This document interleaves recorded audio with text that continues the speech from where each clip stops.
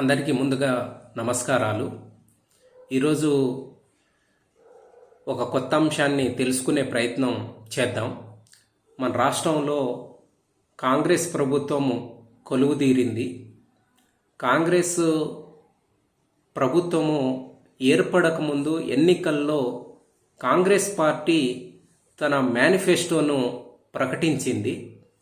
తన మేనిఫెస్టోలో ప్రకటించిన ప్రధాన అంశాలకు సంబంధించి చూసినట్లయితే అందులో కీలకమైనది ఏఐసిసి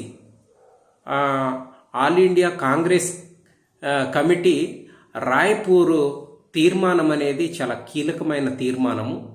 ఈ తీర్మానం గురించి మనం తెలుసుకునే ప్రయత్నం చేద్దాము. ఈ రాయ్పూర్ ఏఐసిసి తీర్మానంలో ప్రధానంగా ఒక పిలుపిచ్చారు.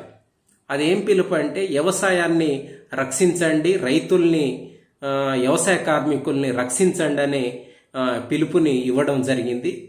అది రైతులకు సంబంధించి వ్యవసాయ పై All India Congress Committee Raipur Chhattisgarh రాష్ట్రము 85వ ప్లీనరీ సమావేశం ఫిబ్రవరి 25, 26, 2023న ఇది ఆమోదించిన తీర్మానం.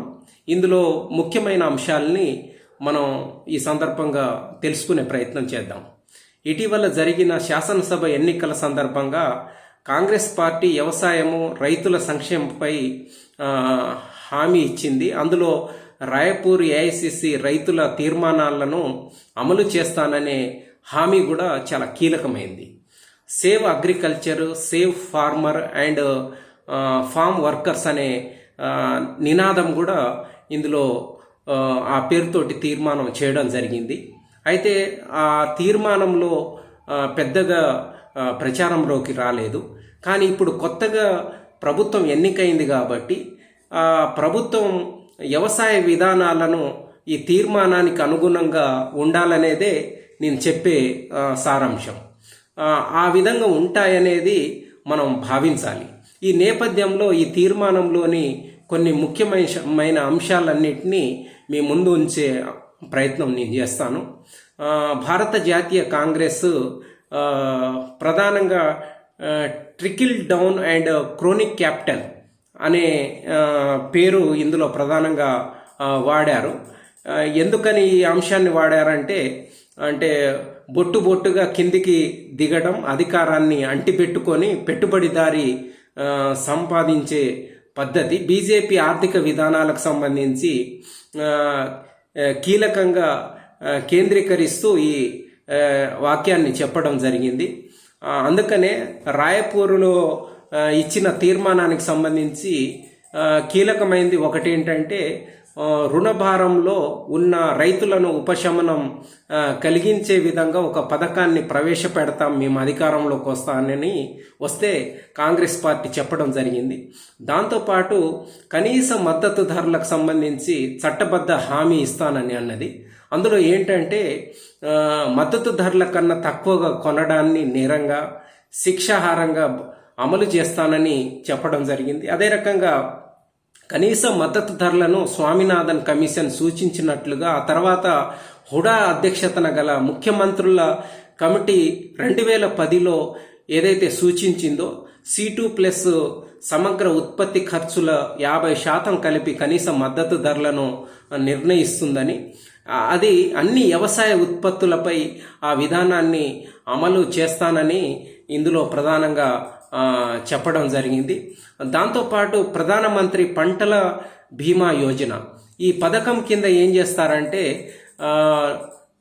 ఇప్పటికే ప్రధానమంత్రి పంటల బీమా యోజనకు సంబంధించి అనేకమైన లోపాలు ఉన్నాయి. వాటన్నిటిని సవరించి అన్ని పంటలకు వర్తించేలాగా మార్పు చేస్తానని వాగ్దానం చేశారు. ఈ పథకం కింద ప్రభుత్వ రంగ సంస్థలు అంటే భారత ఇన్సూరెన్స్ కంపెనీలు ద్వారా లాభం నష్టం లేని ప్రాతిపదికన దీన్ని అమలు చేస్తానని ఒక వాగ్దానం చేయడం జరిగింది. దాని తర్వాత ఇంకో వాగ్దానం ఏంటంటే రైతుల ఆదాయాన్ని రెట్టింపు చేయడం. అంటే ఈ విషయంలో ఇప్పటికే బీజేపీ ప్రభుత్వము ఈ వాగ్దానాన్ని ఇవ్వడం జరిగింది. కానీ ఈ వాగ్దానంలో బీజేపీ ప్రభుత్వము విఫలమైంది. మేము అధికారంలోకి వస్తే అంటే కాంగ్రెస్ అధికారంలోకి వస్తే ఈ రైతుల ఆదాయాన్ని రెట్టింపు చేస్తానని ఇందులో ఈ రాయపూర్ తీర్మానంలో చెప్పడం జరిగింది. అదే రకంగా స్వామినాథన్ సిఫార్సులు ఏవైతే కమిషన్ సూచించిందో C2+ సమగ్ర ఉత్పత్తుల ఖర్చులకు సంబంధించి 50% కలిపి మద్దతు ధరలను నిర్ణయించడం ద్వారా రైతుల అదే రకంగా వ్యవసాయ కార్మికుల ఆదాయాన్ని పెంచుతానని ఇందులో ప్రధానంగా నొక్కి చెప్పడం జరిగింది.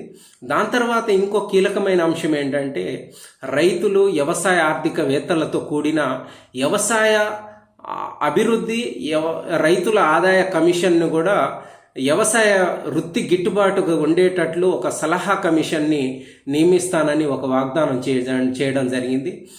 దీని ప్రకారం ఏంటంటే 5 ఎకరాల లోపు ఎవరైతే భూమి కమతాలు కలిగిన వాళ్ళు ఉన్నారో వాళ్లకు పెట్టుబడికి అయ్యే మద్దతు ధరకు సంబంధించి ఇందులో ఎకరాకు 5,000 రూపాయలు చెల్లించేలాగా చేస్తానని చెప్పడం జరిగింది.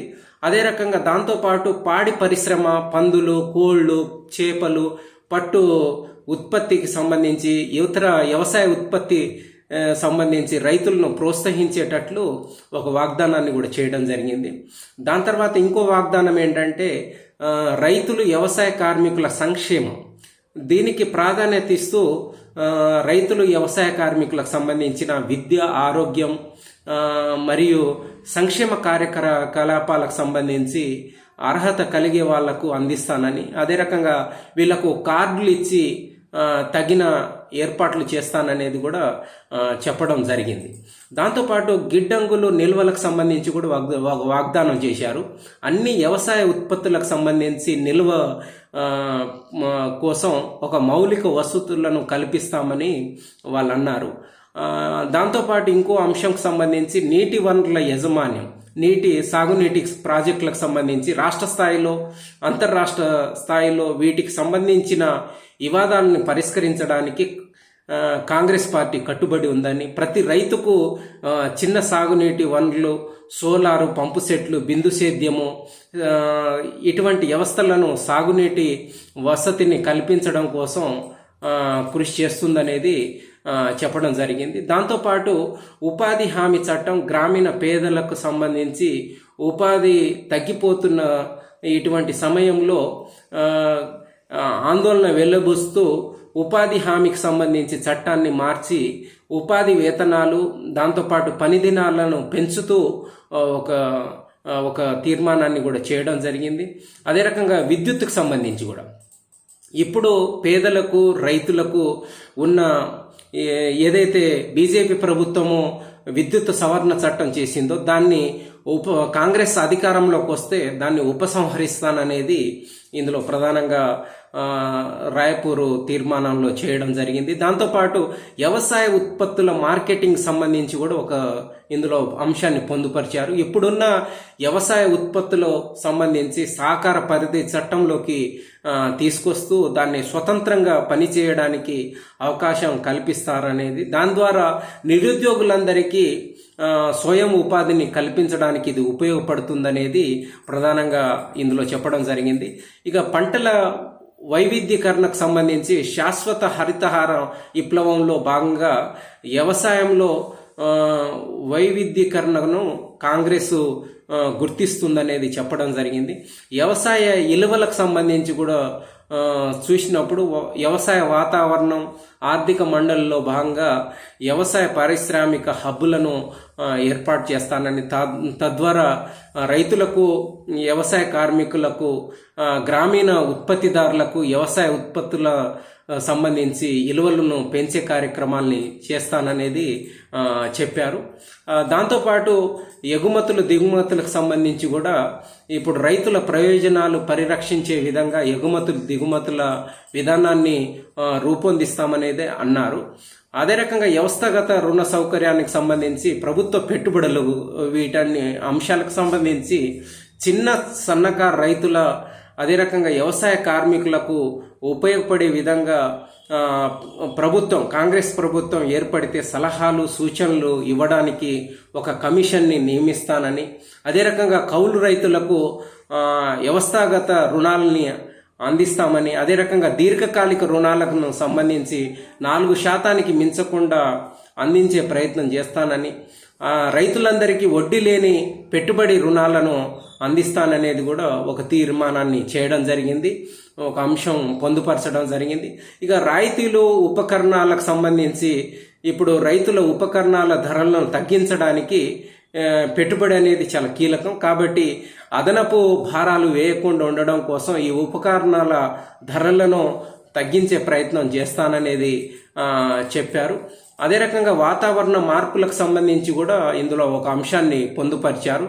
ఇక అవసరమైన పరిశోధనలు, అదే రకంగా ఇతర ఏర్పాట్ల మీద కాంగ్రెస్ కేంద్రీకరిస్తుందనేది చెప్పడం జరిగింది. కాబట్టి ఇప్పుడు తెలంగాణ రాష్ట్రంలో కాంగ్రెస్ పార్టీ అధికారంలో చేపట్టింది కాబట్టి ఈ తీర్మానం చేసిన తర్వాత ఇక్కడ రాష్ట్రంలో కాంగ్రెస్ అధికారంలో వచ్చింది. కాబట్టి ఇవన్నీ ఏవైతే రాయ్పూర్ తీర్మానం ఏదైతే చేసిందో ఆ తీర్మానాలన్నింటినీ తూచా తప్పకుండా అమలు చేసేటట్లు మనం రైతుల తరపున ప్రభుత్వం మీద ఒత్తిడి తీసుకురావడం కోసం ఈ తీర్మానాన్ని అందరూ ఖచ్చితంగా దృష్టిలో పెట్టుకోవాలని ఈ సందర్భంగా మీ అందరినీ కోరుతా ఉన్నాను. Thank you.